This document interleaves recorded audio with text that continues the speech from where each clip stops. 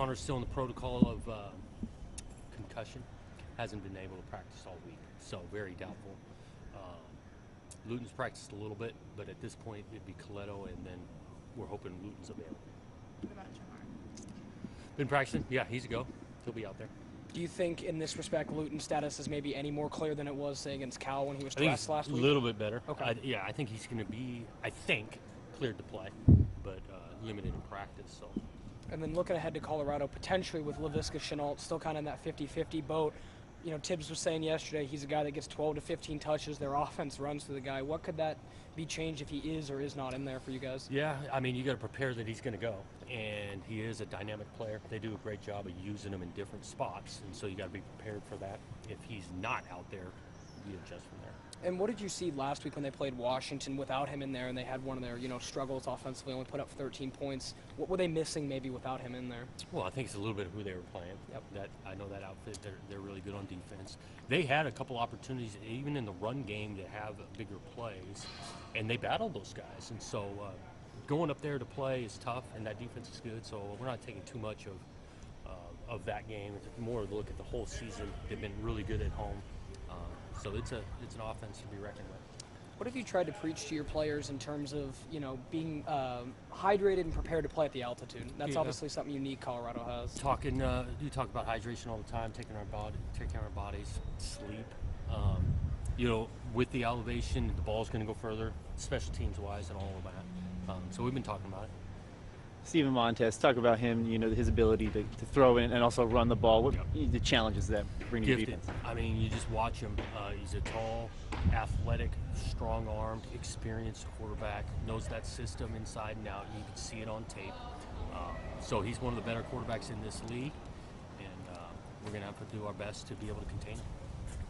You're going into a homecoming weekend for them. Do you do more noise at practice, get the players more riled up for the atmosphere?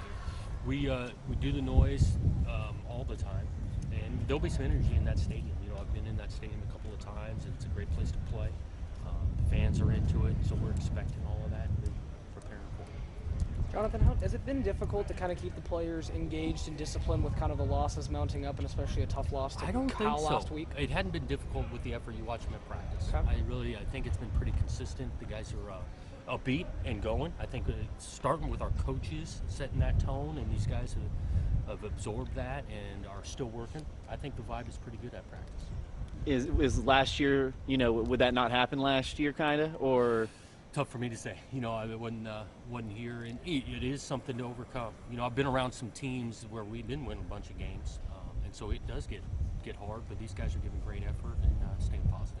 Have you kind of had to dig back into your early coaching days just for maybe teams that did struggle a little bit, just for kind of reference or anything like that as you're building this? I think experience in general, and it's just not myself, other coaches, and we're aware of where we're headed and how we want to do it, and so making some drastic changes immediately, because this league is tough, and things were not going to always go our way, and how you respond to it, and I think the players pick up on that. And then if Luton's unable to go, how confident do you feel in Jack Coletto? And is there any chance that, maybe the offense, he'll be a little bit more familiar with it, simplified, maybe anything like that? Well, I think the reps he's gotten has got to count for something. And, so he's been out there. And he's been out there a decent amount. He really has. Last game, Ohio State played a half. And so he's gotten a bunch of reps in practice. So we're not making large tweaks to the offense just because of him. Jack talked this week about how he was more of a physical quarterback, going for it and things like that. Did you have to tell him to back off of that with the healthier quarterbacks? I think he learned a little bit last week because he told me he was pretty sore. And so, he's got to be smart out there. At the same time, it is part of his game. He likes that part of it, but he's got to be smart with his body. It's been your guys' first road game in 3-4 weeks now. Is there anything kind of have to get ready since it's been since September when you guys played Arizona State to go on the road? Yeah, we haven't talked about it a ton since we've played some road games. We're kind of sticking to our process and how we approach it. Like I said, a little bit of the crowd noise, but outside of that, not a huge thing.